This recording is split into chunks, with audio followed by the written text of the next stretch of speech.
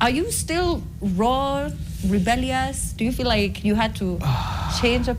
Well, that's one of the reasons I rebranded, Yani, because I felt like my music is more mature. It's more palatable, so to speak. Yeah. It's not that unrefined, it's more refined. Yeah, for all ears, all age groups. You can listen with your kid, you know, comfortably in your car. Yeah, so I think Chihuahua had that reputation of abrasiveness. So Xiengo has just come like to polish it a bit.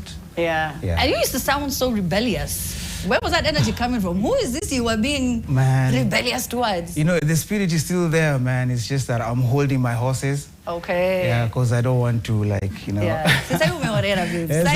I'm also old, mazeni mezeeka, yani, like, vitu zingine tunaachia vijana. Unaachia wasewa hapa nto. Hao majenzi ndio wako na hiyo nguvu. Akina Sid, wao wakimbie nayo sasa, wakimbie nayo. Now, back in the day, there was a lot of beefs. We used to have beefs. It was, you know, it was standard. Yeah.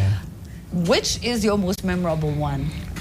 From myself, okay. Throughout the history of music? Yeah, for you, for me. Which one stands out and the one you were also involved in?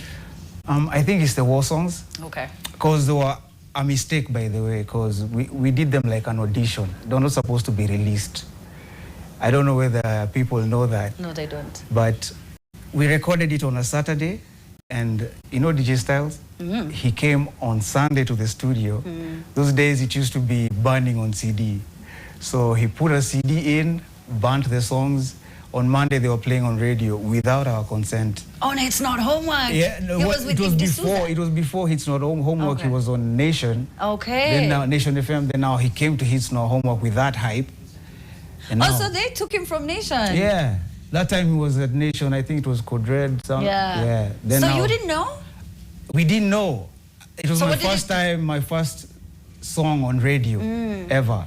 And I'd recorded it 2 days before. So you see, it wasn't with consent, it was without our consent, but it worked. We couldn't complain. So who did it stir some issues in the game? So how many people came at you? Am I everyone? Man, a lot. Well, a couple, not, let me just say, like 3-4 people who still have a problem maybe till today. Yeah, man. Even after explaining it, like it wasn't personal, it was just music, you know. There's some people, man. Yeah, man. And I have no personal beef with anybody. Stop. Yeah, I swear, man. So did you have to now eventually hit them back because you can't force someone now to know? In fact, I've met some of them. I've had to explain it. Yeah. You know, it's somehow uncomfortable because, you know, they have friends and people who maybe gas them up. But I think we're cool. Somehow they understand, you know. I've had friends who were my friends before they knew my diss tracks and who had dissed. Then when they knew about it, they were like, they're cutting me off. Yeah. You know, because whoever I dissed was their friend. Yeah, that's true. There was a lot of association. Yeah, there was a lot of association. Yes, so back then you had to be in certain cliques to make it sort of, you know. Yeah, but I mean, it's how many years But later? it's a good thing. You know why? Because if they did want it to be hit, you did have buzz for it. So ni sawa tu. Kama ungeenda pia huko. Yeah. Sikutaka. Kuna ingine na buzz pia tulifanya after that. Yeah. Which